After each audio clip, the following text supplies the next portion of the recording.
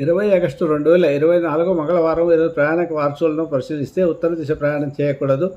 దీనివల్ల ఇబ్బందులు వస్తాయి. మీరు తూర్పు దిశ ప్రయాణం చేస్తే వ్యయలాభం ధనలాభం ఉంటుంది కాబట్టి తూర్పు వైపు ప్రయాణం చేస్తే మంచిది. ఏదైనా పనులుంటే మరి ముందు తూర్పు వైపు వెళ్ళి చూసుకొని వస్తూ ఉత్తరం వైపు వెళ్ళి పనులు చూసుకోండి. లేదా ఇంట్లో ఉత్తరం వైపు వెళ్ళాలనుకుంటే ఇంట్లోంచి బయలుదేరినప్పుడు ముందుగా తూర్పు వైపు వెళ్ళి క్లాక్ వైజ్ తిరిగి ఉత్తరం వైపు వెళ్ళండి. లేదా మీరు ఇంట్లో వచ్చి బయలుదేరి ఉండో బెల్లం ముక్క నోట్లో వేసుకొని తిరిగి బయలుదేరితే కూడా పనులు సాఫీగా సాగుతాయి.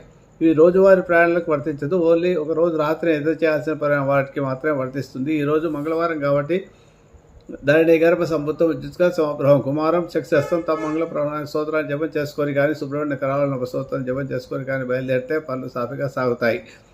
ముఖ్యంగా ఈరోజు ఎవరికైతే కుజదోషం ఉందో, స్త్రీలకు వివాహం కావడం లేదా సర్వదోషాలు సుబ్రహ్మణ్య స్వామి యొక్క అభిషేకం ఒక 6 మంగళవారాలు చేసుకుంటే ఇవన్నీ తగ్గుతాయి. భూ సంబంధమైన సమస్యలు కూడా తొలగుతాయి.